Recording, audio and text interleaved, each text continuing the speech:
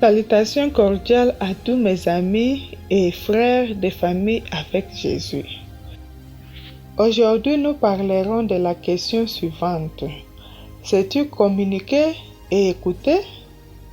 Les trois formes les plus importantes de communication sont celle de l'homme avec Dieu, celle entre les êtres humains et celle de l'homme avec la nature. La communication est un facteur essentiel dans une relation conjugale. Savoir communiquer apporte de nombreux avantages, permet de résoudre les conflits plus rapidement et en général, celui qui sait communiquer est un pacificateur. La communication dans les mariages peut être affectée par divers obstacles qui rendent la connexion émotionnelle et la compréhension entre les couples et les familles plus difficiles. Proverbe chapitre 18 verset 13 dit « Celui qui répond avant d'avoir écouté fait un acte de folie et s'attire la confusion. » Savoir écouter est aussi important que savoir communiquer.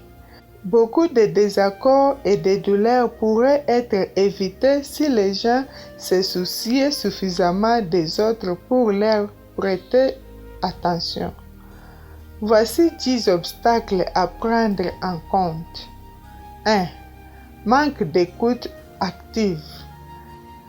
Interrompre ou ne pas prêter une attention véritable peut faire que l'autre se sente ignoré ou non valorisé. 2. Supposition et manque de clarté.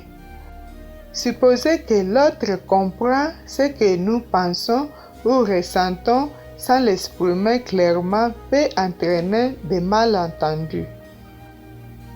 3. Manque d'empathie. Ne pas se mettre à la place de l'autre ou minimiser ses émotions peut provoquer une déconnexion et conduire à une rupture conjugale. 4. Des problèmes non résolus du passé. Des conflits anciens non résolus peuvent engendrer du ressentiment et affecter la communication actuelle. 5. Différence dans les styles de communication. Certaines personnes sont plus directes ou émotionnelles, tandis que d'autres préfèrent éviter les conflits, ce qui peut créer des malentendus. 6. Distraction externe. La technologie, le travail excessif, les enfants ou d'autres responsabilités peuvent réduire le temps de qualité pour discuter et se connecter. 7. Évitement des sujets importants. Ne pas aborder des problèmes difficiles par peur du conflit peut conduire à l'accumulation de ces problèmes. 8. Langage corporel négatif. Des gestes tels que rouler les yeux, croiser les bras ou soupirer avec agacement peuvent envoyer des messages négatifs, même si les paroles ne le font pas. 9. Différences culturelles ou familiales. Chaque personne peut apporter des habitudes ou des attentes différentes selon son environnement, ce qui peut entraîner des tensions si elles ne sont pas discutées. 10. Comparaison et exagération. Comparer humilie exagérément. Comment surmonter ces obstacles dans la communication? Pratiquer l'écoute active en montrant un véritable intérêt pour ce que dit l'autre. Éviter les comparaisons, les exagérations, les cris et tout esprit de condamnation. Le manque de respect dans la communication n'apporte aucun résultat positif et éloigne la présence de Jésus des foyers où l'on attend des paroles offensantes ou un mauvais langage.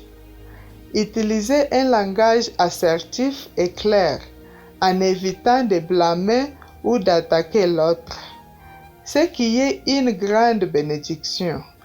Trouvez des moments spécifiques pour discuter sans distraction.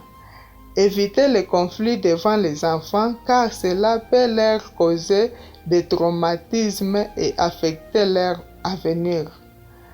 Apprendre à exprimer de la gratitude et de l'appréciation pour la personne que vous aimez. Résoudre les conflits passés et chercher une aide professionnelle si nécessaire. Faire preuve de patience et travailler ensemble pour créer un style de communication adapté à deux.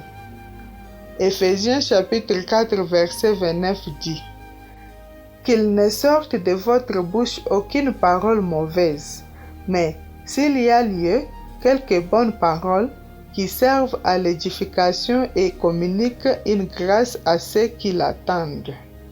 Prions. Seigneur, apprends-nous à communiquer de manière à être une bénédiction les uns pour les autres. Instruis-nous à écouter avant de répondre. Au nom de Jésus-Christ, Amen. Nous vous attendons dans la famille avec Jésus.